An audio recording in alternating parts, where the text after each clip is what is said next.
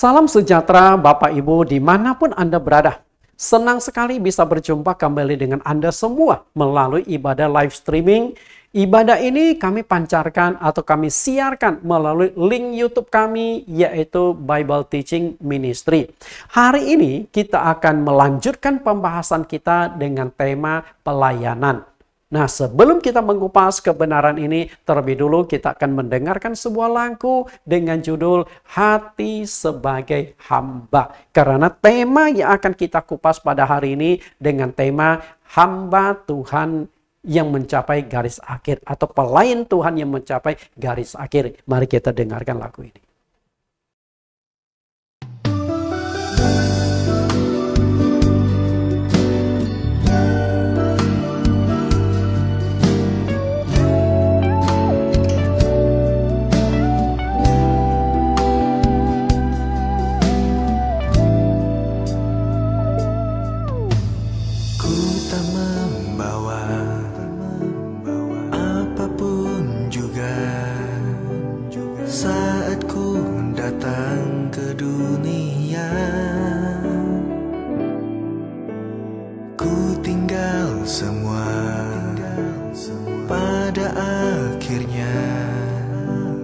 Saat ku kembali ke surga, inilah yang ku punya, hati sebagai hamba yang mau taat dan setia padamu Bapa. Kemanapun ku bawa, hati yang menyembah dalam roh dan kebenaran sampai selalu.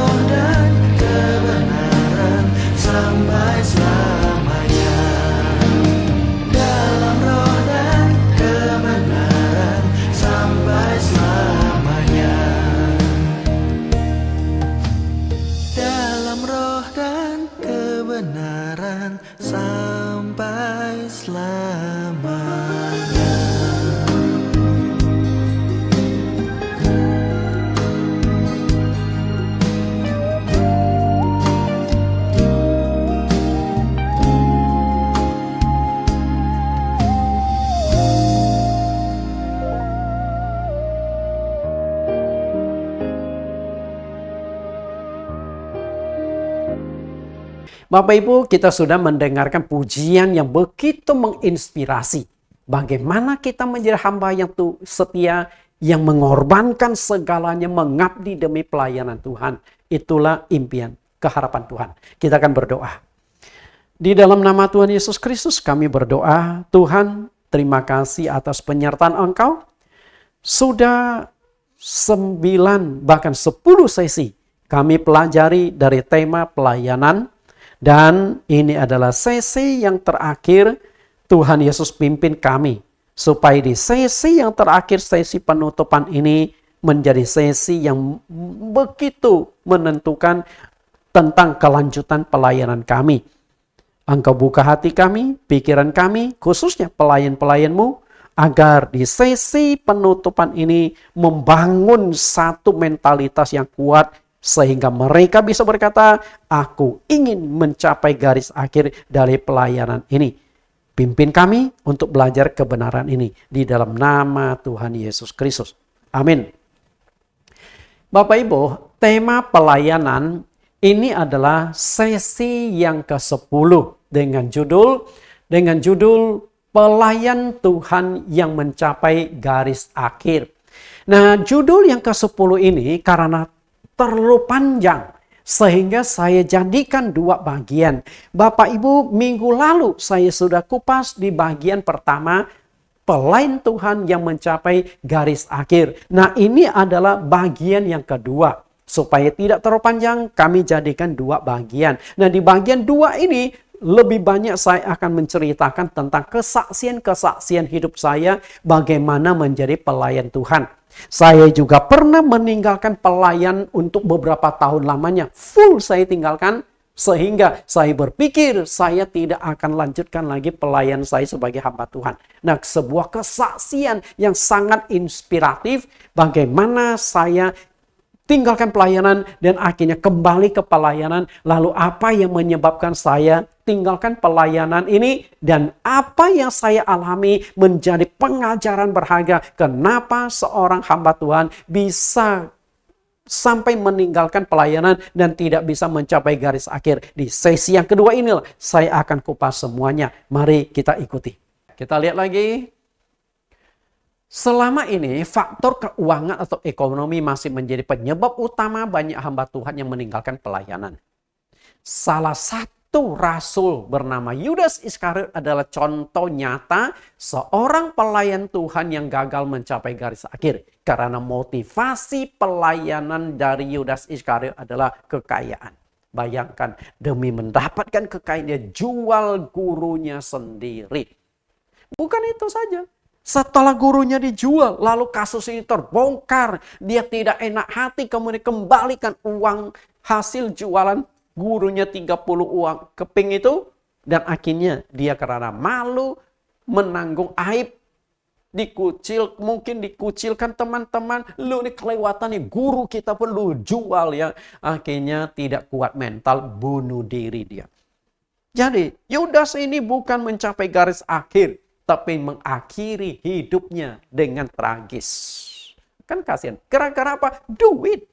Karena itulah duit seringkali menjadi sumber permasalahan di dalam pelayanan. Paulus adalah seorang pelayan Tuhan yang bisa mencapai garis akhir. Kenapa dia bisa mencapai garis akhir? Karena dia tidak mempermasalahkan masalah duit. Kita lihat dulu dia mencapai garis akhir. 2 Timotius 4:7. Aku telah mengakhiri pertandingan yang baik. Aku telah mencapai garis akhir. Dan aku telah memelihara iman. Perhatikan dia berkata 2 kali telah. Telah itu artinya dia sudah menyelesaikan. Karena kalimat ini diucapkan Paulus di saat dia sudah hampir meninggal. Kayaknya Tuhan sudah kasih tahu, sudah ada sinyal-sinyal. Paulus, tidak lama lagi engkau akan aku angkat. Engkau akan meninggal. Aku akan membawa kamu kembali ke sorga. Maka dia tuliskan kalimat ini. Aku telah mencapai garis akhir. Mengakhiri pelayanan ini. Paulus bisa mencapai garis akhir. Karena Paulus tidak pernah menjadikan uang atau kekayaan itu sebagai tujuan dari pelayanan. Jadi dalam hal uang, Paulus itu sangat tegas. Dia tidak mementingkan atau tidak menjadikan uang itu sebagai tujuan pelayanan, meskipun dia sendiri membutuhkan uang di dalam pelayanan. Kita lihat apa yang dikatakan Paulus di dalam Kisah Rasul pasal 20 ayat 33. Ini ketika Paulus bertemu dengan penatua-penatua di kota Efesus dan sekalian pamitan, karena mungkin itu perjumpaan mereka yang terakhir. Agaknya Paulus sudah berumur, fisiknya sudah lemah, dan dia sudah tahu bahwa tidak lama lagi Tuhan akan membawa dia pulang ke sorga. Kita lihat kalimat-kalimat yang diucapkan. Ini mestinya kita baca satu perikop, tapi karena waktu kita baca ayat-ayat tertentu saja. Ayat 33. Perak atau emas atau pakaian tidak pernah aku inginin dari siapapun juga. Luar biasa kan? Akhirnya, maksudnya, Paulus melakukan pelayanan motivasinya murni. Bukan karena cari uang. Makanya tadi dia sudah katakan, pelayanan adalah tugas yang ditanggungkan kepadaku. Berarti dia menyelesaikan tugas itu. Bukan karena upah, bukan karena mencari uang. Lalu ayat yang ke-34. Kamu sendiri tahu bahwa aku dengan tanganku sendiri aku telah bekerja untuk memenuhi keperluanku dan keperluan kawan-kawan seperjalananku. Bukan berarti Paulus tidak punya duit, tidak butuh duit. Dia butuh, tapi dia tidak mau menggunakan kesempatan minta sini, minta sana. Orang yang berhasil disembuhkan lalu dia minta, orang yang berhasil dilayani lalu dia minta. Enggak. Tapi dia tetap bekerja di dunia sekuler. Apa yang dilakukan? Profesi Paulus adalah penjahit kemah, penjahit tenda. Jadi mungkin ada waktu tertentu dia tinggalkan pelayanan lalu dia jahit tenda. Nah setelah punya uang dia lakukan pelayanan lagi. Ketika uang habis dia jahit tenda lagi. Jadi Paulus bekerja sebagai seorang rasul tapi juga bekerja di dunia sekuler. Kenapa Paulus lakukan itu? Di ayat yang ke-35 dia jelaskan alasannya. Dalam segala sesuatu telah kuberikan contoh kepadamu bahwa dengan bekerja demikian kita harus membantu orang-orang yang lemah dan harus mengingat perkataan Tuhan Yesus. Sebab ia sendiri telah mengatakan adalah lebih berbahagia memberi daripada menerima. Paulus rindu pelayanan dia tidak menjadi batu sandungan dan dia ingin berikan contoh yang luar biasa mentalitas seorang pelayan Tuhan bahwa engkau melayani bukan karena uang. Walaupun dia berhak loh. Karena murid-murid yang lain berhak kok. Dan itu Paulus ungkapkan di 1 Korintus pasal 9 kok. Apakah aku tidak berhak makan? Apakah aku tidak berhak membawa istri? Apakah aku tidak berhak mendapat tunjangan? Apakah seorang tentara yang pergi berperang, biayanya sendiri kan dibiayai oleh negara. Sedemikian pula aku pelayanan, seharusnya gereja yang membiayai aku. Tapi aku tidak menggunakan semua hak itu. Itulah Paulus. Mentalitas yang luar biasa. Maka Paulus bisa mencapai garis akhir dengan kalimat yang sangat jelas. Aku mencapai garis akhir, aku telah memelihara iman dan seterusnya. Bapak Ibu yang saya kasih, prinsip Paulus adalah lebih baik memberi daripada menerima. Ini orang yang boleh dikatakan kalau kita bahasa kasar itu gila ini orang mentalitasnya. Tapi gila di mata kita, terpuji di mata Tuhan. Tidak ada seorang pun seperti Paulus. Maka tidak heran dari semua murid Tuhan Yesus, satu-satunya yang pernah diangkat ke sorga ketika dia masih hidup di dunia adalah Rasul Paulus. Itu dicatatkan di 2 Korintus pasal yang ke-12 ayat 1 sampai ayat yang ke-5. Diangkat ke Firdaus, diangkat ke langit yang ke sorga tingkat yang ketiga. Untuk melihat Paulus, ini loh upah kemuliaan yang akan kelak engkau terima nanti setelah engkau selesaikan pelayananmu. Dia setelah itu dikembalikan ke bumi. Dan dia bisa mempertahankan imannya sampai akhir karena dia kejar adalah upah dan mahkota kemuliaan. Kita lihat kembali motivasi pelayanan yang murni. Hanya orang yang memiliki motivasi pelayanan yang murni, artinya bukan karena uang dan popularitas yang bisa bertahan mencapai garis akhir pelayanan. Percayalah, kalau motivasi pelayanan kamu murni, pasti engkau bisa. Tapi kalau tidak, engkau tidak akan bisa. Kisah Rasul 3 ayat 4. Mereka menatap dia dan Petrus. Katanya, lihatlah kepada kami. Jadi waktu ternyata bukan hanya Paulus. Rasul Yohanes, Rasul Petrus pun sama. Tidak menjadikan uang sebagai tujuan pelayanan. Maka mereka tidak punya uang. Satu kali mereka mau masuk ke rumah ibadat, rumah sembahyang, mau sembahyang di jam 3 sore. Kemudian di depan itu yang namanya pintu gerbang indah, ada seorang pengemis. Karena kakinya lumpuh dari sejak lahir, hanya bisa bekerja minta-minta. Petrus berkata, lihatlah kami. Langsung dia lihat, dia berharap bisa dapatkan uang dari Petrus, dapat uang dari Yohanes. Tapi apa kata Petrus dan Yohanes? Emas dan perak tidak ada padaku. Kalau mereka bawa uang, pasti dia sudah kasih ting, sudah. Tapi mereka tidak punya uang. Ada yang mereka miliki lebih daripada uang. Apa itu? Kita lihat kalimat selanjutnya. Tetapi apa yang kupunyai kuberikan kepadamu. Demi nama Yesus Kristus orang Nazaret. Berjalanlah. Itu jauh lebih daripada uang. Tuhan Yesus sembuhkan. Melalui Rasul Petrus. Sembuh. Dan akhirnya dia merasa. Luar biasa. Seumur hidup belum pernah berjalan. Langsung dia lompat-lompat lari sini. Kok gue bisa jalan? Akhirnya menjadi percaya Tuhan Yesus. Itu kan jauh lebih berharga dari uang. Kuasa Tuhan, penyertaan Tuhan jauh melebihi uang yang kau miliki. Bapak Ibu yang saya kasih di dalam Tuhan Yesus, dalam pelayanan saya juga pernah mengalami masa-masa yang sulit. Bahkan saya pernah berhenti total dari pelayanan sebagai seorang pelayan hamba Tuhan dan kembali bekerja di dunia sekuler. Bapak Ibu yang saya kasih, setelah berhenti menjadi pelayan Tuhan, saya kemudian kerja di properti. Dan mendirikan sebuah kantor properti pribadi. Dan kantor properti saya diberi nama Firdaus. Makanya, ya pendeta begini Bapak Ibu. Walaupun sudah nggak kerja jadi hamba Tuhan, kerja di dunia sekuler tapi masih rohani. Makanya properti saya namanya Firdaus Property. Oke, jadi satu masa. Beberapa tahun saya tinggalkan semua pelayanan, akhirnya kembali ke dunia sekuler. Kenapa demikian? Ya tentu ada faktornya dong. Salah satunya memang masalah keuangan. Jadi saya akan berikan sebuah kesaksian. Bapak Ibu yang saya kasihi, inilah properti saya Firdaus Property.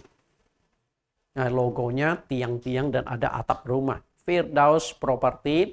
Nah, kantor properti saya itu ada di Puri Parkview. Kebetulan saya kenal baik sama owner, pemilik dari apartemen Puri Parkview di sana. Karena kenal baik, maka akhirnya saya dapat kesempatan bisa buka kantor di Puri Parkview dan membantu jual apartemen-apartemen. Puri Parkview itu ada di daerah Puri, Jalan Pesanggerahan, dekat rumah sakit Siloam di Kebun Jeruk. Nah, di sana itu ada 4 tower, ada ribuan unit. Saya kenal dekat sama yang punya apartemen itu, sehingga bisa membantu jual, beli, sewa properti di sana. Nah, perhatikan inilah brosur saya Bapak Ibu. Brosur properti saya. Jadi Anda lihat, Anda mau jual, beli, sewa properti. Nah, di sanalah saya berkantor. Nah, di sanalah penghidupan saya setelah saya tinggalkan pelayanan saya. Lepas total jadi hamba Tuhan. Nah, selain Puri Parkview, di tempat-tempat lain ada juga teman-teman atau jaringan-jaringan saya menitipkan jual ini, jual itu, properti ini, properti itu. Nah, perhatikan di sini juga, bahkan ada yang sampai teman saya juga dari gereja yang lama, sinode lama, menitipkan saya juga menjual ruko dia beberapa unit dengan nilai 25 miliar nego yang juga sedang dipakai oleh McD. Ada yang di Grand Cibubur. Jadi lumayan banyak titipan-titipan. Nah, kalau Anda lihat di atas itu ada satu deret rumah kuning. Nah, itu dari teman saya, dia beli lahan kosong, kemudian minta, Pak, coba Anda ngawasi bangunan itu. Jadi dari lahan kosong sampai bangunan jadi kemudian jual, saya yang tangani. Jadi lumayan banyak waktu saya habiskan untuk usaha properti ini. Oke, kemudian ini dia Puri Parkview. Bagaimana ceritanya seorang hamba Tuhan bisa meninggalkan pelayanan dan bergerak di bidang properti? Jadi Bapak Ibu, kalau saya Ini pengalaman saya. Kenapa saya berhenti dari pelayanan? Berhenti total. Pada pelayanan saya sudah jalani puluhan tahun loh. Saya tinggalkan. Pasti ada masalah. Kenapa demikian? Nah, pada ketika saya terjun ke dunia properti, sama sekali tidak ada background. Saya nggak mengerti properti. Saya hanya sedikit-sedikit belajar. Saya lulusan S2 sekolah teologi. Dan saya buta sama sekali dengan masalah yang namanya dunia sekuler. Karena dari lulus sekolah saya sudah masuk ke teologi. Jadi kerja di dunia sekuler itu saya tidak ada pengalaman sama sekali. Tapi karena oleh kasih karunia Tuhan, saya bisa bekerja menghidupi keluarga saya. Bapak Ibu, sekilas kisah mengapa saya tinggalkan pelayanan ini. Dan saya bersyukur. Saya setelah tinggalkan pelayanan, saya bisa kembali ke pelayanan. Dan saya berharap bisa mencapai garis akhir itu harapan saya. Maka pengalaman ini saya bagikan kepada hamba-hamba Tuhan. Bagikan kepada pelayan-pelayan Tuhan. Saya mempersembahkan diri sebagai hamba Tuhan full timer di tahun 1990. Jadi saat itu saya masih muda. Baru umur kurang lebih 20 tahun. Jadi 20 tahun. Kenapa masih muda mempersembahkan diri full timer? Masalahnya itu adalah dulu waktu saya sekolah di Pontianak, di Semea Negeri 2. Nah, di kelas 2 saya jatuh sakit kena kanker liver. Karena orang tua saya itu miskin, sehingga saya itu harus bekerja mati-matian. Jadi Anda tahu, saya sekolah dari SD. Tidak ada TK di kampung saya. Dari SD pedalaman Kalimantan sampai saya lulus S2 tidak dibiayai oleh orang tua. Saya cari uang sendiri untuk biaya sekolah saya sendiri. Mungkin jarang ada orang seperti itu. Karena orang tua kita miskin. Punya 7 anak. Pekerjaannya petani. Tapi perjuangan perlu. Nah, sewaktu saya di sekolah Semea Negeri 2 Pontianak. Pagi saya harus kerja. Sore saya sekolah. Tiap hari demikian. Wah, itu berat sekali saya jalani. Pagi-pagi saudara harus bangun. Kemudian sore harus sekolah. Sampai akhirnya jatuh sakit. Dan ketika jatuh sakit tidak punya duit untuk berobat. Sampai akhirnya saya sakit tapi tidak sakit. Sakit apa saya tidak tahu. Badan saya lemas, mual-mual.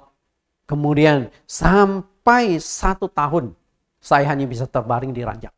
Putus sekolah. Akhirnya di kelas 2 saya berhenti sekolah. Akhirnya di rumah hanya bisa terbaring. Bayangkan Pak Ibu, lemas. Tapi perut saya mulai bengkak, saya tidak tahu.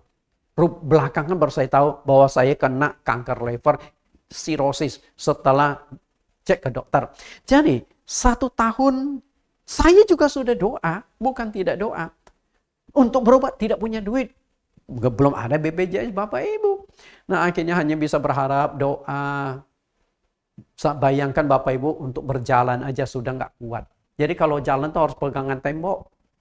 Maka saya bisa berbaring. Nah, seringkali mama saya yang membawa makanan minuman ke kamar.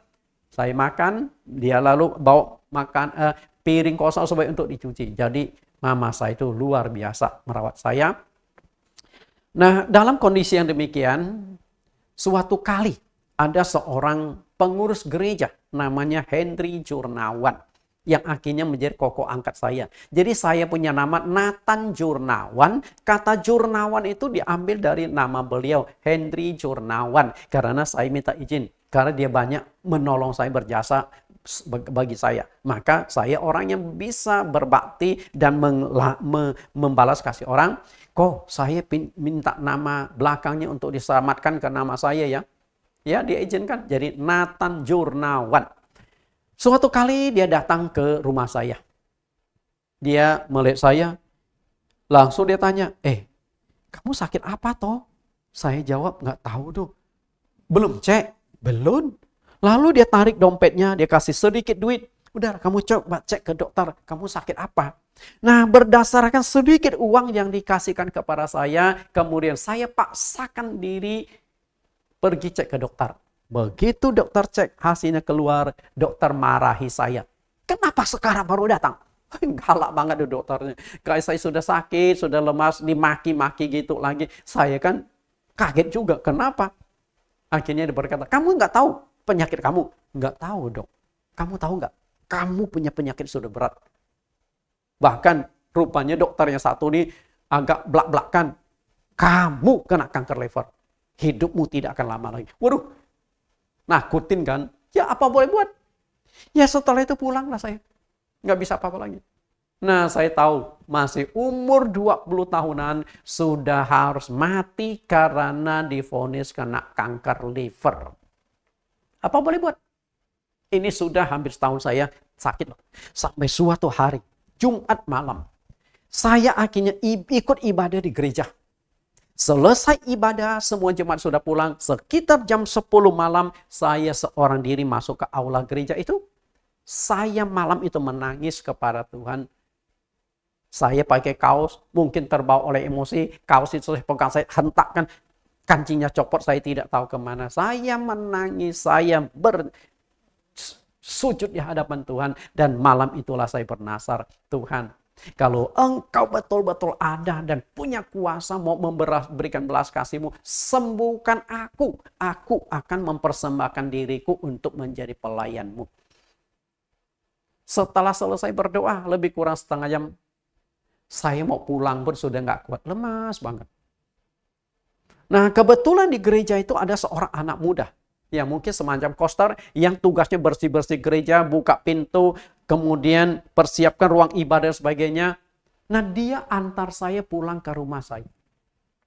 Antar pakai becak. Masuk gang. Dia papa saya. Gendong saya. Sampai di ranjang saya. Baru dia pulang. Ya udah. Setelah itu besok masih tetap lemah sakit. Nggak bisa apa-apa. 1 minggu berlalu sama. Dan ketika lewat minggu kedua, suatu hari saya bangun, rasanya badan saya itu segar sekali. Kok bisa ya? Rasanya segar. Padahal saya masih kurus, badan kuning, kemudian perutnya tuh agak bengkak. Tapi saya merasa hari itu segar. Ya udah, akhirnya pelan-pelan setelah makan, lalu saya duduk di ruang tamu. Mama saya bingung, tapi mama saya nggak ngomong apapun. Nah setelah duduk lalu saya kembali ke kamar, baringan lagi. Tidak lama, beberapa jam saya bangun lagi, duduk lagi. Jadi beberapa kali bolak-balik. Mama saya tetap dia ngomong. Hari kedua tetap segar. Hari ketiga, mama saya mulai penasaran. Nama kecil saya Asian. Sian, mama lihat kamu gak salah. Kok sudah 3 hari kamu kelihatan lebih segar? Saya juga jawab, nggak tahu tuh Ma. Rasanya badan saya segar. Tapi saya nggak tahu kenapa. Okay? Nah akhirnya mulai hari ketiga, keempat, dan seterusnya berangsur-angsur tuh setiap hari itu segar. Tapi badan masih kurus. Kan nggak mungkin dong langsung badan berisi. Nggak. Sampai suatu hari saya dapatkan sedikit uang. Saya datang lagi ke dokter itu untuk cek ulang. Nah setelah cek laboratorium keluar, dokter itu bingung. Melihat hasil ceknya yang awal dan hasil cek sekarang, lihat kiri kanan, lihat saya. Lihat kiri kanan, lihat saya. Akhirnya setelah itu dokter berkata, Dek, kamu selama ini berobat kemana? Saya katakan, enggak dok, saya nggak berobat kemana-mana. Dokter ngomong, nggak mungkin. Iya dok. Lalu dia lihat kiri, lihat kanan lagi. Kemudian lihat saya lagi. Sambil bergumam. Nggak mungkin. Akhirnya dia tanya lagi. Dek, kamu kan orang Chinese. Nah selama ini kamu pernah nggak minum obat-obat Chinese? Mungkin akar-akaran obat yang digodok. Saya katakan tidak pernah dok. Dokter masih nggak percaya. Dia berkata lagi. Cobalah dek kamu ingat.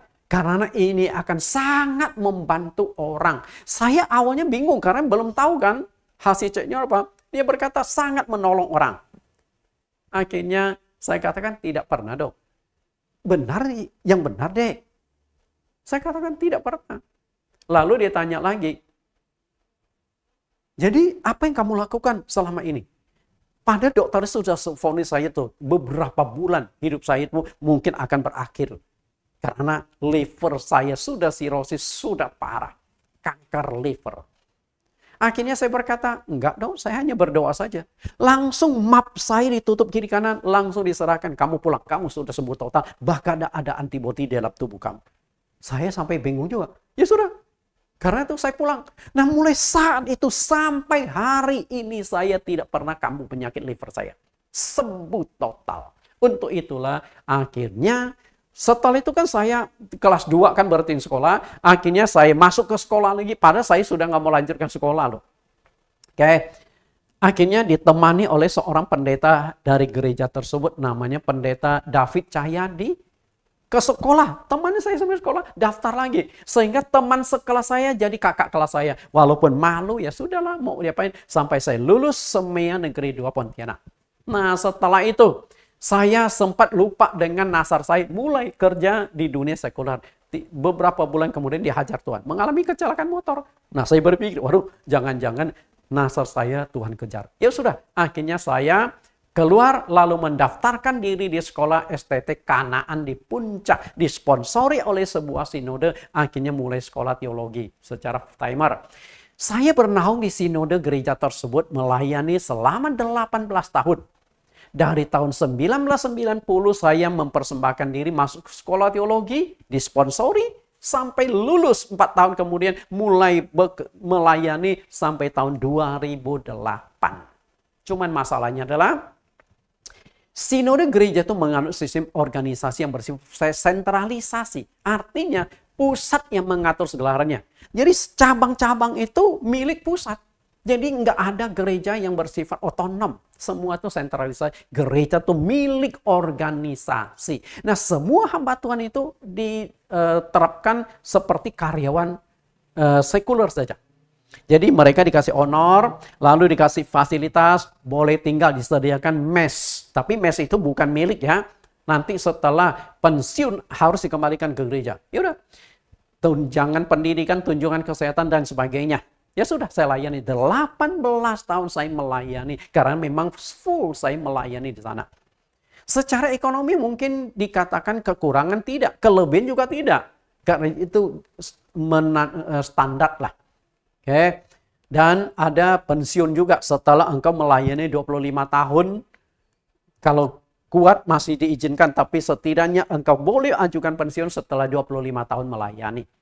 Bapak Ibu, tetapi sinode ini juga membentuk seorang hamba Tuhan bermental prajurit. Artinya engkau harus siap diutus kemanapun engkau pergi.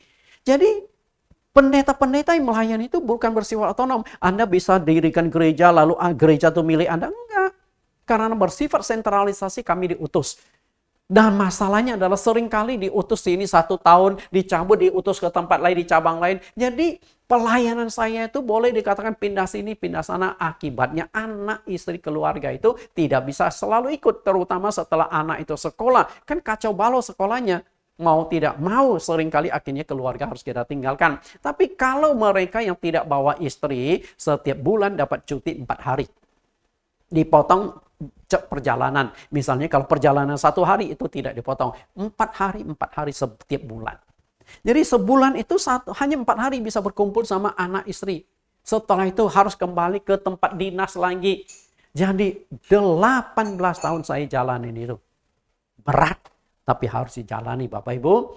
Nah karena harus meninggalkan anak istri, seringkali hubungan dalam keluarga itu jadi renggang. Anak-anak mulai bertumbuh tanpa figur ayah. Apalagi saat itu komunikasi itu mahal, belum ada handphone. Di zaman itu mungkin masih kartu. Mungkin pernah pakai kartu yang kalau kita masukkan kartu, kita telepon, kartu dilubangin satu-satu. Nah itu zaman itu masih ada. Kalau mau pakai telepon gereja itu kan mahal. Dan ketahuan kita pakai telepon gereja untuk hubungi keluarga. Nah itu bisa masalah juga. Sehingga komunikasi dengan istri kurang sekali. Komunikasi dengan anak kurang sekali. Karena mereka tidak ikut saya. Istri anak saya ikut kembali ke Jakarta. Ikut mertua saya. Jadi setiap bulan saya hanya bisa pulang sekali. Bapak Ibu yang saya kasih, nah ketika anak saya yang kedua bernama Jeremy, waktu mau dilahirkan, tinggal berapa hari, saya masih KKR di Salatiga di Jawa Tengah. Jadi pulang-pulang sudah punya anak. Bayangkan, pelayanan kita itu benar-benar full time, benar-benar full heart, melayani sepenuh hati. Akibatnya apa? Mungkin berhasil dalam pelayanan, tapi gagal di dalam keluarga, gagal dalam pendidikan anak dan sebagainya. Itu masalah. Oke. Nah, selama 18 bulan tahun ini melayani di sinode, 2 kali saya akhirnya sempat menulis surat mengundurkan diri. Karena hanya ada 2 pilihan. Saya mau pertahankan pelayanan atau saya mau pertahankan keluarga agar anak bertumbuh dengan wajar, ada figur ayah dan figur ibunya. Hanya ada 2 pilihan. Nah, akhirnya saya ambil keputusan, ya sudahlah, saya akan tinggalkan pelayanan 18 tahun yang saya jalani. Nah, 2 kali itu, yang pertama itu di Tasikmalaya. Saya ditugasin di Tasikmalaya. Waktu kerusuhan di Tasikmalaya tahun 97 pun saya ada di sana.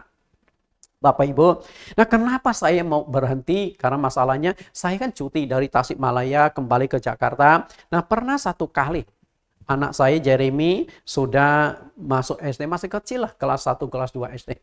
Setelah 4 hari cuti, kemudian kumpul sama anak istri, mereka senang kalau saya pulang. Nah, setelah hari cuti, hari keempat habis, saya harus kembali ke pelayanan di Tasikmalaya. Saya bawa koper saya. Kemudian keluar dari pintu pagar, anak saya lari. Kemudian pegang pagar melihat saya. Saya lihat di mata dia agak sembab. Lalu dia ngomong, "Papa, jangan lama-lama ya." Nah, setelah saya dengar, saya saat itu sebenarnya sudah nggak tahan. Artinya, anak itu begitu mengharapkan saya itu ada bersama dengan mereka. Tapi kalau saya ajak mereka, kan pindah sini, pindah sana, sekolah mereka akan jadi kacau. Dan akhirnya, saya melangkah beberapa langkah, rasanya sudah nggak kuat. Koper sudah nggak kuat. Dan akhirnya saya balik arah, lari, anak saya masih pegang pagar. Kemudian saya peluk dia sebentar. Saya saat itu rasanya sudah nggak kuat untuk melanjutkan pelayanan. Tapi karena tugas, mau tidak mau saya harus. Nah, setelah saya ulus-uluskan kepalanya, saya katakan, ya nanti Papa datang lagi ya. Ya udah, saya berangkat. Nah, tapi setelah sampai di pos pelayanan saya, maaf kata Bapak Ibu, setelah pelayanan saya mulai berpikir, berat sekali pelayanan saya, apakah saya harus pertahankan pelayanan ini, ataukah saya harus perhatikan keluarga saya? Akhirnya saya menulis surat mengundurkan diri. Tapi apa yang terjadi? Karena saya menjadi hamba Tuhan gara-gara bernasar, langsung ketika surat itu saya kirim, anak saya yang besar, Renata, tiba-tiba jatuh sakit, panas. Akhirnya setelah dengar anak sakit, saya pulang, kemudian dibawa ke rumah sakit USADA. Hari pertama belum ditemukan. Dia sakitnya panas, suhunya 38, 39, bahkan sempat kejang-kejang. Hari kedua dicek, juga tidak ditemukan penyakitnya. Akhirnya saya dengan istri saat itu kemudian berlutut ketika anak saya lagi tidur di ranjang. Kemudian saya berlutut berdoa dengan istri. Saya minta Tuhan berikan kesembuhan. Bahkan saya berkata, Tuhan, apakah karena aku mengundurkan diri sehingga anak ini jadi sakit? Kalau betul, aku akan pergi ke kantor pusat saya, tarik kembali surat itu. Nah, setelah saya selesai doa, saya katakan kepada istri, jangan-jangan Tuhan hajar nih. Lalu saya pergi ke Sunter, di mana kantor pusat gereja saya. Nah, saya tarik surat saya. Begitu saya tarik, sorenya suhu tubuh anak saya turun lagi. Dan besok pagi sudah normal dan disuruh kembali lagi. Jadi nginap beberapa hari di rumah sakit USADA, tidak ditemukan penyakitnya. Nah, dari sana saya sudah tahu bahwa saya sudah bernasar mempersembahkan hidup saya untuk Tuhan. Ternyata nasar itu mengikat. Ya sudah, akhirnya saya kembali lagi pelayanan bertahun-tahun. Sampai suatu hari saya ditugaskan ke Semarang. Ditugaskan di Semarang, 4 tahun lebih dari saya di Semarang, megang 2 gereja, Semarang dan Salatiga. Sekaligus saat itu saya kemudian lanjutkan kuliah di S2 Satya Wacana Salatiga. Nah, di Semarang itu saya juga bolak-balik, hanya dapat cuti 4 hari. Seringkali kalau Semarang, saya itu ambil cuti Sabtu malam. selesai ibadah, kebetulan kami ibadah itu hari Sabtu, saya sudah pergi ke stasiun Tawang, Semarang Tawang. Nah jam 8 saya sudah masuk ke kereta. Biasa ada 2 kereta yang sering saya pakai. Kalau tidak Argo Muria Kamandanu. Itu Semarang Jakarta. Nah sampai Jakarta itu biasa jam 3, jam 4 subuh. Nah karena sudah lama saya punya keinginan berhenti, apalagi sudah kuliah S2, saya pikir mau berhenti jadi pendeta saja. Karena saat itu ada masalah yang cukup rumit di dalam keluarga saya. Dan juga hubungan dengan anak juga tidak begitu dekat. Saya pikir akan berbahaya. Akhirnya saya menulis surat. Surat itu sudah saya bawa. Surat pengunduran diri. Oke. Nah, saya tinggal serahkan ke kantor pusat saya. Hari itu saya cuti. Jam 8 malam saya sudah ke stasiun naik kereta. Sampai di stasiun Gambir jam 3 subuh. Nah saya naik becak untuk ke rumah mertua saya. Ketemu anak istri saya di Krekot Jaya Molek. Naik bajai. Begitu duduk di bajai. Langsung bajai itu dikepung 3 orang. Satu berdiri di depan supaya abang bajai tidak jalan. Satu lagi matikan mesin bajai. Satu lagi pegang tangan saya. Kebetulan saya bawa jam tangan. Dia berusaha mencopot jam tangan saya. Nah yang mematikan mesin bajai lalu menodongkan sebuah pisau. Saat itu kebetulan saya bawa oleh-oleh sebuah dus kecil. Saya taruh di sebelah kanan saya. Sehingga pisau dengan saya ini jaraknya masih ada sekitar 10 cm. Nah karena dikepung, lalu saya teriak sekencang-kencang, tolong maling copet. Kan Anda tahu suara pendeta kan, sekencang-kencangnya. Rupanya teriakan saya itu didengar oleh satpam yang ada di stasiun tersebut. Akhirnya mereka mulai teriak juga, maling ya. Kemudian mulai panggil temannya udah datang. Nah rupanya yang lagi mencopot jam tangan saya tidak berhasil karena saya pertahankan. Langsung dia pukul muka saya pakai kacamata, kacamatanya pecah. Bengkak ini Bapak Ibu. Lalu yang bawa pisau berusaha nusuk saya elak begini nggak kena. Nah akhirnya mereka lihat sudah ada satpam datang, mereka kabur. Bapak Ibu, baru saya menulis surat, belum diserahkan, Tuhan mulai hajar lagi. Artinya saya nggak bisa. Tetap. Tapi apa daya Bapak Ibu?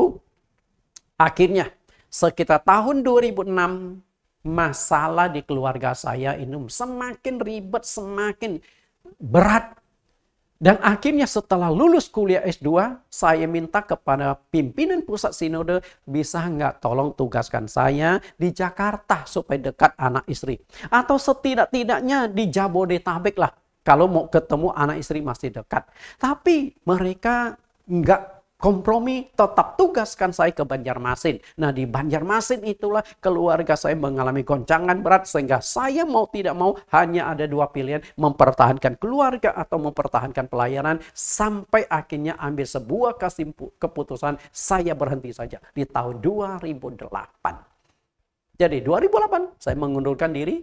Nah setelah mengundurkan diri saya masih takut dihajar Tuhan. Akhirnya masuklah keluar dari sinode, saya masuk ke sinode lain, GBI, Gereja Beton Indonesia di Ancol. Jadi saya melayani di GBI Ancol sekitar 1,5 tahun di bawah penggembalaan pendeta Niko Noto Raharjo. Ya sudah. Nah cuman ketika saya melayani GBI Ancol, potensi saya itu hilang. Kalau biasa ketika saya menjadi pendeta 1 minggu bisa khotbah 6-7 kali. Ketika saya melayani di GBI Ancol, 1 tahun hanya dapat jadwal khotbah 1-2 kali. Ya potensi saya mati. Hanya kerja di kantor sekretariat. Ya karena melihat ini juga nggak bagus, akhirnya saya mundur dari sinode itu, lalu gabung lagi ke sebuah gereja di Pluit, namanya GKSI, Gereja Kristen Sangkakala Indonesia. Nah kemudian GKSI lalu lepas, kemudian bergabung di bawah GBI Glow. Karena saat itu sedang mendirikan sebuah gereja juga di Season City. Menjadi GBI Glow Season City di bawah penggembalaan pendeta Gilbert Lumendok. Tapi di sana pun saya sama. Mengalami potensi saya mati juga. Karena posisi saya sebagai wakil gembala setahun hanya dapat 1 kali, 2 kali jadwal khotbah. Ya sudah. Mau gimana lagi? Akhirnya saya hanya bisa melayani di sana 18 bulan. Lalu mengundurkan diri lagi. Nah setelah mundur. Di tahun 2011 saya keluar dan karena itu saya pikir betapa susahnya pelayanan. Padahal kalau saya melayani Bapak Gilbert juga enak. honornya lumayan tinggi dan diberi fasilitas, bahkan begitu masuk dikasih mobil, tapi saya tidak ada damai sejahtera. Nah, akhirnya saya mundur lalu kerja buka properti di Puri Pak Fiu di tahun 2011. Namun ketika saya kerja di dunia sekuler, lebih tidak ada damai sejahtera lagi. Duit mungkin dapat, tapi nggak ada damai sejahtera. Karena ketika bekerja di dunia sekuler, kan harus ada trik-trik. Saya tadi katakan saya benar-benar tidak memahami dunia properti. Tapi saya belajar trik-triknya. Bahkan pernah satu kali saya kan jual apartemen. Nah, ada yang nego nih. Tapi yang nego ini masih lihat kiri kanan. Selain nego di tempat saya, juga nego di tempat properti lain. Nah, saya khawatir juga keburu dia ambil tempat lain. Lalu saya buat sebuah trik. Saya panggil seorang yang saya kenal, pura-pura mau beli apartemen ini. Lalu saya kemudian katakan kepada calon pembeli, Bu, ini jadi nggak ambil apartemen ini? Karena sudah ada pembeli lain yang tertarik. Kalau ibu tidak tertarik, besok dia mau kasih DP. Ini harganya bagus loh, Bu. Padahal itu orang suruhan saya. Nah, akhirnya orang itu, saya kan ngomong ke ibu yang sudah nego duluan. Karena ibu yang nego duluan, kan nggak mungkin saya kasihkan ke orang lain kalau ibu belum ambil keputusan. Kecuali kalau ibu katakan tidak mau, baru saya akan operkan ke orang lain. Nah, kalau ibu tidak percaya, nih nomor teleponnya. Rupanya ibu ini penasaran juga dia telepon itu. Padahal itu orang suruhan saya. Kebetulan laki-laki, Pak, katanya Bapak lagi mau ambil apartemen di blok ini, unit ini ya? Oh ya Bu, saya dengar ibu juga mau ya. Nah, kalau ibu nggak mau, saya yang ambil. Nah, begitu dia dengar, akhirnya dia takut juga unit ini, karena dia suka unit ini. Cuman harganya belum cocok, makanya dibanding-bandingkan. Langsung sore itu dia kasih DP. DP 15 juta. Nah, itu cuma kan trik. Nah, setelah itu saya kasihlah orang suruhan saya 2-3 juta. Dan untung saya pada hari itu 36 juta. Jadi satu unit saya bisa untung 36 juta ketika saya jual. Bapak Ibu saya kasih. Nah, secara uang mungkin saya dapat. Tapi hati nggak ada damai sejahtera. Akhirnya saya berpikir gimana ya. Kalau saya kembali lagi pelayanan, tidak akan bisa berkembang juga di sini udah lain. Lalu saya mulai berpikir merintis gereja dari nol. Ya udah, akhirnya saya kebetulan kenal dengan seseorang namanya Pak Handato Cahyadi, tinggal di Tangerang, punya ruko di Glodok, dan dia punya persekutuan doa, dan saya pernah layani di persekutuan doa. Lalu saya tawarkan, tertarik nggak ikut pengajaran?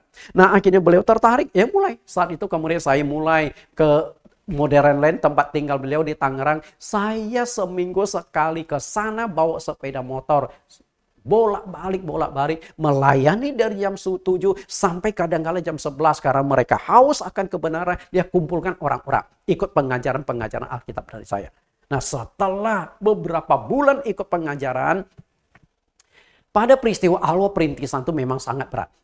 Karena apa? Kan belum ada duit. Sedangkan pelayanan harus kita jalani. Sedangkan saya harus kerja di properti. Jadi seperti Paulus, kerja di dunia sekuler dapat duit dari pelayanan. Kerja di dunia sekuler dapat duit dari pelayanan. Nah, itu yang saya layani, lakukan. Oke. Nah, akhirnya setiap minggu saya ke Modern bolak-balik pakai sepeda motor, hujan-hujanan, dingin juga, banjir juga terobos. Dan ternyata pelayanan saya tidak sia-sia. Nah, sekelompok orang yang saya bina dan saya kasih pengajar ini, sampai suatu hari mereka berkata, Pak Nathan, kami sudah dapatkan pengajar ini sesuai dengan Alkitab. Sekarang kami mau ke gereja mana? Bisa nggak kalau begitu kita dirikan persekutuan doa, kita dirikan gereja saja. Karena ajaran saya ke doktrinnya kembali ke Alkitab Bapak Ibu. Nah, sehingga ajaran agak beda dengan gereja-gereja umumnya. Maka saya menitik beratkan ajarannya Alkitabiah adalah ajaran gereja rasul-rasul. Maka doktrin saya kembalikan gereja rasul-rasul. Akhirnya saya katakan, oke, kalau memang Bapak Ibu mau seperti itu. Dan akhirnya orang-orang yang saya kasih pengajaran itu dikumpulkan, lalu kita adakan retreat 3 hari di Pantai Carita, dan mereka akhirnya sepakat semua minta dibaptis ulang. Sebagian sih masih Buddha dibaptis atau Konghucu. Nah, sebagian lagi benar-benar dari Kristen Tapi setelah ikut pengajaran, mereka tahu ajaran baptisan mereka dulu keliru, mereka baptis ulang. Pada hari itu kami lakukan baptisan di Pantai Carita, ada 19 orang yang dibaptis di tanggal 18 November 2012. Nah, itulah bibit atau jemaat gereja awal. 18 November 2012. 19 orang Bapak Ibu. Nah, dari sanalah kemudian mulailah kita bentuk persekutuan doa, mulai berkembang sebagainya. Dari 19 orang di tahun 2024 sampai sekarang gereja kami telah melakukan baptisan 26 kali, artinya 26 angkatan. Bahkan pernah satu kali di angkatan 16. Baptisan di tanggal 23 Juni 2018 yang dibaptis pada hari itu ada 26 orang. Nah, itu memecahkan rekor sekaligus baptisan 26 orang. Dan di antara 26 orang itu ada 3 pendeta yang ikut dibaptis ulang. Karena setelah pendeta-pendeta, saya kan suka memberikan pengajaran. Nah, pendeta-pendeta yang menerima pengajaran Alkitab, lalu mereka sadar baptisan yang mereka terima dulu belum sesuai dengan apa yang dijalankan oleh rasul-rasul, sehingga mereka dibaptis ulang. Sampai hari ini, sejak saya merintis gereja sampai hari ini, sudah ada 23 pendeta yang ikut pengajaran saya dan akhirnya pendeta-pendeta itu minta dibaptis ulang. Yang ikut pengajaran saya itu banyak pendeta, tapi yang akhirnya benar-benar dibukakan, terbuka hatinya, rendah hati minta dibaptis ulang itu ada 23 pendeta. Nah, untuk mengetahui ajaran baptisan kami seperti apa, bisa link ke YouTube kami Bible Teaching Ministry ini. Semua ada di sana. Oke Bapak Ibu. Nah, sampai hari ini total jemaat kami itu ada 223. Bapak Ibu bayangkan, dari 0 jemaat di tahun 2012 sampai hari ini ada 223 jiwa. Nah, inilah. Akhirnya saya sudah berintis gereja, sudah memiliki sebuah gereja, walaupun belum banyak jemaat, tapi bobotnya tinggi. Di dalam gereja saya itu banyak berkumpul pendeta-pendeta yang setelah mereka diminta dibaptis ulang, mereka mundur dari gereja mereka dan mendukung pelayanan saya di gereja ini. Itulah singkat cerita. Bapak Ibu, nah pengalaman saya dalam hal keuangan. Tadi saya sudah katakan, saya meninggalkan pelayanan karena uang dan juga karena masalah keluarga. Sehingga saya berhenti total kerja di dunia sekuler. Nah, saya ingin mengajak Bapak Ibu merenungkan tentang masalah keuangan. Waktu saya keluar dari GB Glow, saya mendapatkan sedikit uang tunjangan 30 juta. Dari uang tunjangan itu, dan saat itu kan saya sudah nggak ada kerjaan lagi. Perlu sewa rumah, perlu biaya hidup. Dengan 30 juta ini bisa apa gitu loh. Saya kan belum tahu bisa dapatkan berapa banyak. Karena saat itu saya belum dirikan kantor pemasaran properti. Nah, akhirnya saat itu saya lagi mencari rumah untuk disewa, keliling-keliling sampai saya ketemu sebuah rumah di Jalan Gunung Sahari 7. Rumahnya lumayan gede. Nah, cuman saya dapat info dari satpam itu ada rumah mau disewa. Nah, begitu saya lihat dari depan, wah gede itu sekali.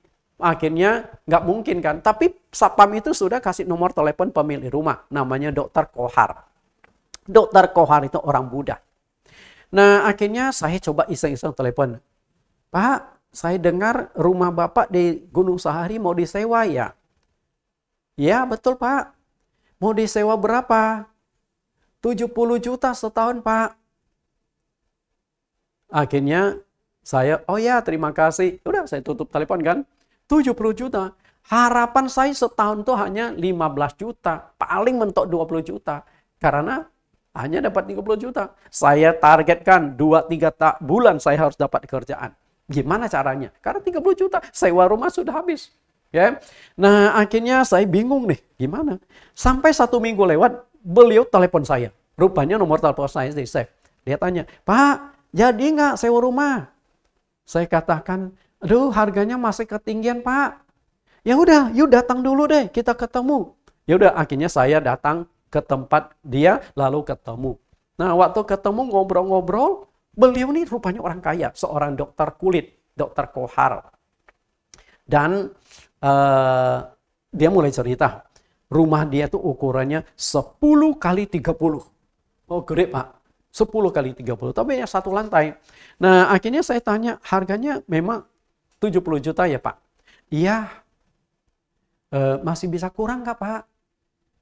Dia tanya, sebenarnya rumah itu banyak yang sudah tanya, tapi sementara kita belum menurunkan harganya. Nah, akhirnya dia perhatikan saya, langsung dia tanya, kayaknya Bapak seorang pendeta ya? Saya ngomong, iya Pak. Lalu dia berpikir, begini deh, yuk sanggup bayar berapa? Nah, akhirnya saya ngomong, Pak, saya mungkin hanya sanggupnya 20 juta per tahun. Akhirnya dia merenung sebentar, lalu berkata, ya sudah deh, yuk yang pakai deh. Nah, bayangkan Bapak Ibu, dari 70 juta, saya bisa dapat sewa 20 juta setahun. Kalau bukan kemurahan Tuhan, kan nggak mungkin terjadi. Nah, akhirnya sewa setahun lewat, kemudian tahun depan akan perpanjang lagi. Saya tanya, harganya berapa Pak? Terserah udah. Jadi 20 juta lagi. Saya tinggal di sana 4 tahun lebih, 20 juta, 20 juta. Padahal kalau digabungkan sudah berapa Bapak Ibu. Tapi itulah kemurahan Tuhan. Dan Tuhan bisa memakai orang, bukan umat Kristen, orang Buddha untuk memberkati seorang pendeta. Ya? Nah, itulah berkat Tuhan. Dari 70 juta jadi 20 juta. Nah, bahkan ketika saya akan sewa tempat ibadah, gereja kami saat itu kan masih kecil nih. Bicara waktu masih perintisan, jemaatnya belum banyak. Dari 19 orang yang dibaptis, kemudian ada penambah sedikit orang. Jadi secara kas itu masih belum kuat. Sewa sini, sewa sana mahal. Akhirnya, saya bertemu dengan seorang. Nah, ini juga unik. Orang Konghucu. Orang Konghucu, dia lalu menawarkan, Pak, saya dengar Bapak butuh sewa ibadah, tempat ibadah ya? Ya, kebetulan saya tinggal di apartemen Oasis. Nah, di bawah itu ada sebuah ruangan. Saya sewain ya. Saya pikir dia mau sewa suruh saya bayar. Nah, akhirnya setelah ketemu namanya Pak Roni.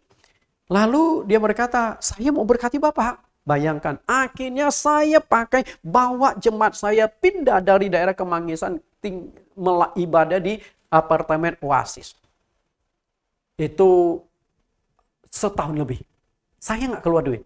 Bayangkan, Tuhan memakai orang Konghucu. Tuhan tidak memakai orang Kristen, tidak memakai pengusaha-pengusaha Kristen memberkati gereja kami. Pakai orang Konghucu.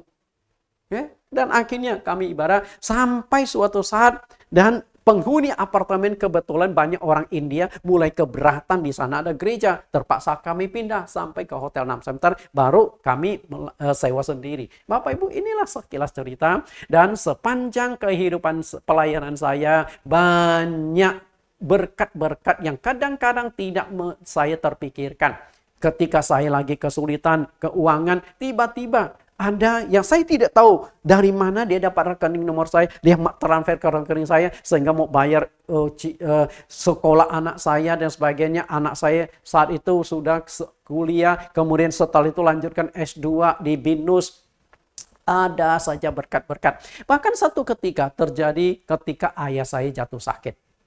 Awalnya ayah saya itu ikut adik saya. Nah, tapi waktu sakit saya bawa pulang ke tempat saya rawat. Dan saat itu dia kena stroke.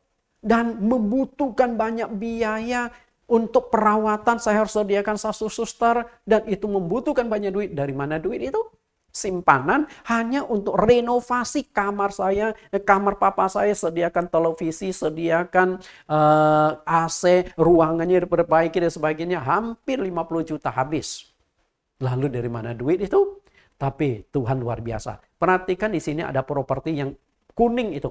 Nah, di sana saya tadi katakan teman saya membeli satu lahan 400 meter lebih. Dia bangunlah 11 unit rumah dengan tipe yang berbeda-beda.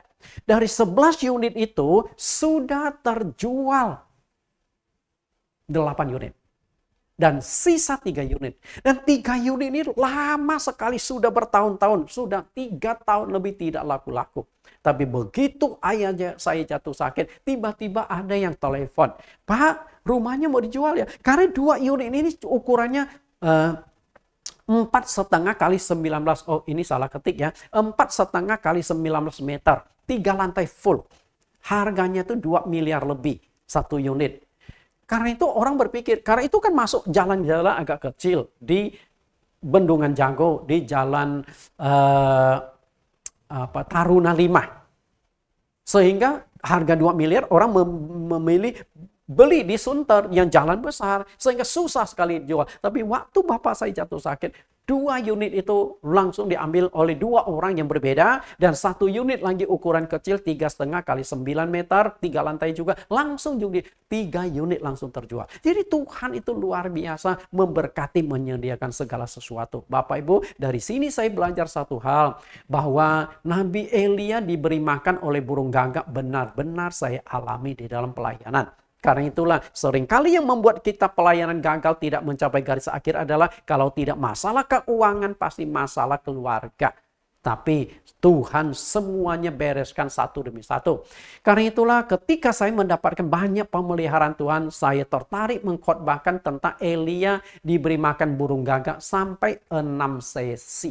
Oke, dari 1 Raja-Raja pasal 17 ayat 1 sampai 9. 9 ayat saya khotbahkan 6 sesi. Dan kalau Anda tertarik bagaimana Elia dipelihara burung gagak, Anda bisa masuk ke link YouTube kami, yaitu Jesus Christ Community.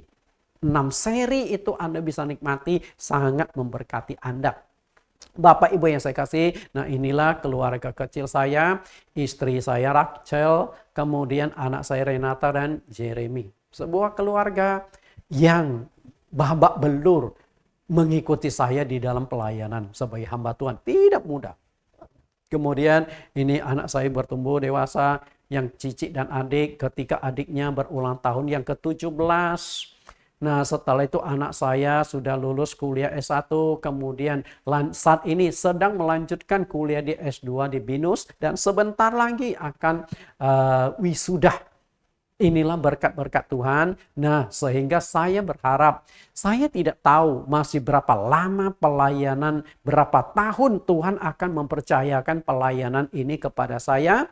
Hanya satu impian dan harapan saya, yaitu seperti yang dikatakan oleh Rasul Paulus di 2 Timotius 4 ayat yang ke-7.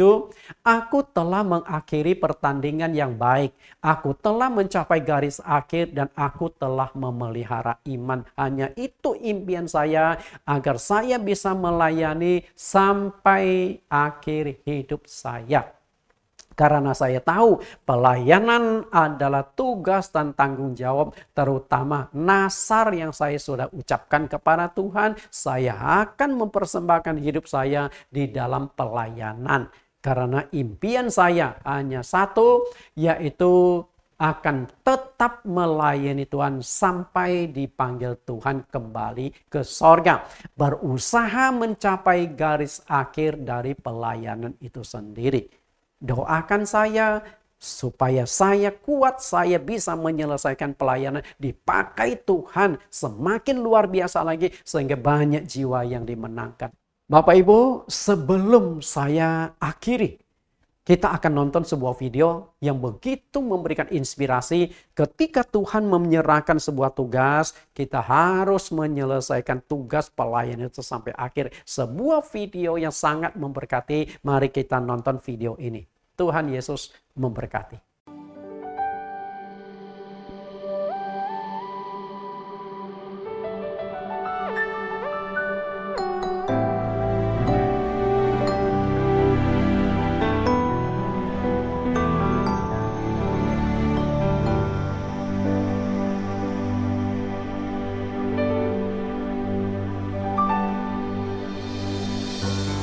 Engkaulah perisaiku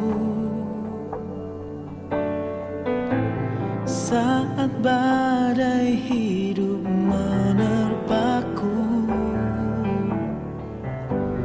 Janjimu di dalamku, pulihkan jiwaku. Ku kan berdiri di tengah badai dengan kekuatan yang Kau berikan. Sampai kapanpun ku kan bertahan, karena Yesus selalu menopang hidupku.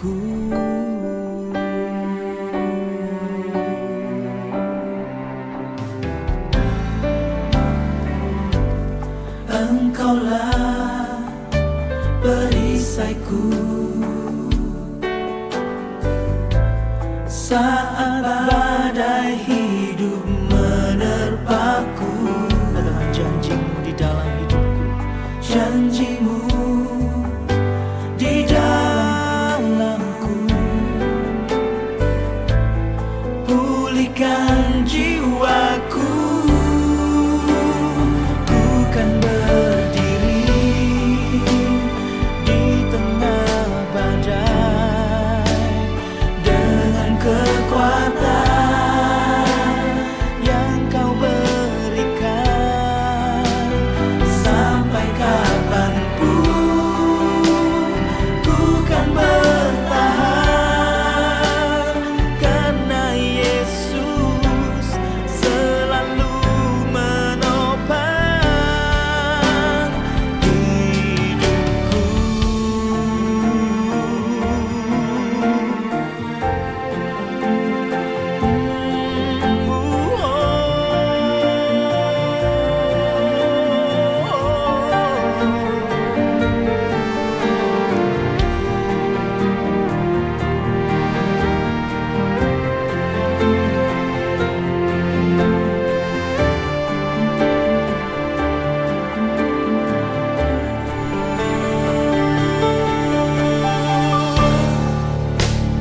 Ku kan berdiri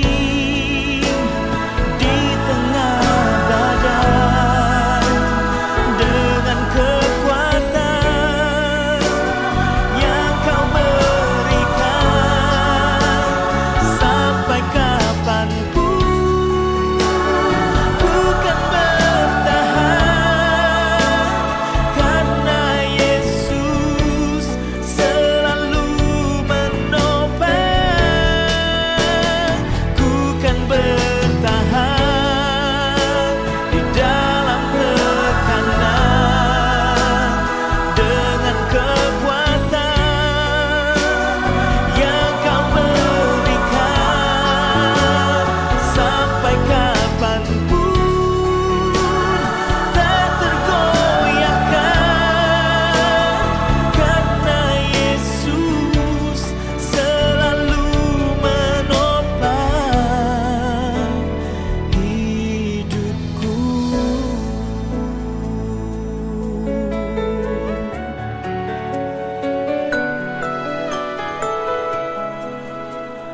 Karena Yesus selalu menopang hidupku.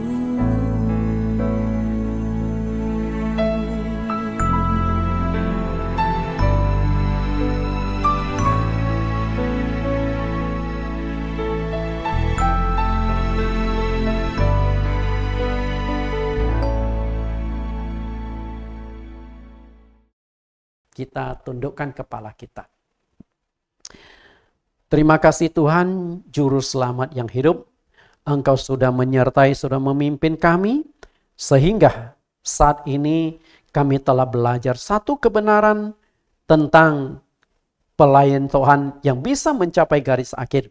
Tidak mudah menjalani pelayanan ini, tidak mudah mencapai garis akhir, tapi jika kami memahami 3 motivasi pelayanan, yaitu tanggung jawab, kemudian membalas kasih Tuhan dan mengejar upah di sorga, seharusnya kami bisa bertahan sampai akhir. Kuatkanlah mental kami agar kami menjadi pelayan-pelayan-Mu yang setia, yang mengakhiri pertandingan yang baik seperti yang dikatakan oleh Rasul Paulus. Terima kasih Tuhan. Demikian hamba-Mu doakan seluruh hamba-hamba Tuhan yang saat ini ada di medan perperangan melayani Engkau. Kuatkan mereka, tolong mereka, jaga mereka, proteksi mereka, dan berkati kehidupan mereka. Pulihkan keluarga mereka agar mereka tetap kuat bisa bertahan sampai akhir pelayanan mereka. Inilah doa hamba-Mu kepada pelayan-pelayan-Mu di seluruh Indonesia dan di seluruh dunia.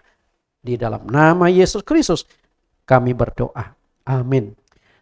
Bapak Ibu yang mengikuti sekolah STT ITAE, Setiap sesi dari tema pelayanan ada 10 pertanyaan yang wajib Anda selesaikan. Anda jawab, ketik rapi dan kembalikan ke STT ITAE. Kita lihat 10 pertanyaan di sesi yang ke-10 dengan judul Pelayan Tuhan yang Mencapai Garis Akhir. Pertanyaan pertama, tuliskan teks ayat Alkitabnya bahwa yang menanam dan menyiram akan mendapat upah dari Tuhan. Kok langsung 7? Oh, sorry. Pijit jadi kelewat. Jadi gimana lagi? Ulang lagi ya, ulang dari ya. Jadi, apa lagi? Nah, ada 10 pertanyaan dari awal deh mending. Oke, dari sini ya. Bapak Ibu yang mengikuti sekolah STT ITAE, setiap sesi pelajaran ada 10 pertanyaan yang wajib Anda selesaikan. Nah, Anda jawab, ketik rapi, dan kirim kembali ke STT ITAE. Kita lihat ini judul yang sudah saya kupas, judul yang ke-10, Pelayan Tuhan yang Mencapai Garis Akhir. Nah, ini 10 pertanyaan yang wajib Anda selesaikan. Pertanyaan pertama, menurut Anda, apakah yang menjadi penentu berharga atau tidaknya sebuah pelayanan menurut penjelasan dari materi ini? Yang kedua, Yesus memulai pengajarannya ketika dia umur berapa tahun? Tuliskan teks ayatnya. Dan berapa lama Yesus melayani di bumi? 3, tuliskan 2 syarat agar pelayanan kita bisa mencapai garis akhir. Yang keempat, tuliskan 3 motivasi pelayanan yang benar. Yang kelima, Paulus pernah mengutuk dirinya jika dia mengabaikan pelayanan yang ditugaskan Tuhan kepadanya. Tuliskan teks ayat Alkitabnya. Pertanyaan ketujuh, tuliskan teks ayat Alkitabnya bahwa yang menanam dan menyiram akan mendapat upah dari Tuhan. 7. Rasul Paulus membandingkan pelayanan dengan olahraga, lari, dan tinju. Tuliskan teks ayatnya. Pelajaran apa yang Anda tangkap dari kedua jenis olahraga ini? Yang ke-8, tuliskan 2 tantangan dalam pelayanan. 9. Yesus mengatakan serigala mempunyai liang dan burung mempunyai sarang. Tertulis di mana dan apa maksud perkataan Tuhan Yesus? Yang ke-10, apa yang menyebabkan murid-murid Yesus meninggalkan pelayanan dan kembali menjadi nelayan? Tuliskan di manakah peristiwa itu terjadi. Tuhan Yesus berkati, silakan Anda jawab dengan rapi dan kirimkan ke STT ITAE.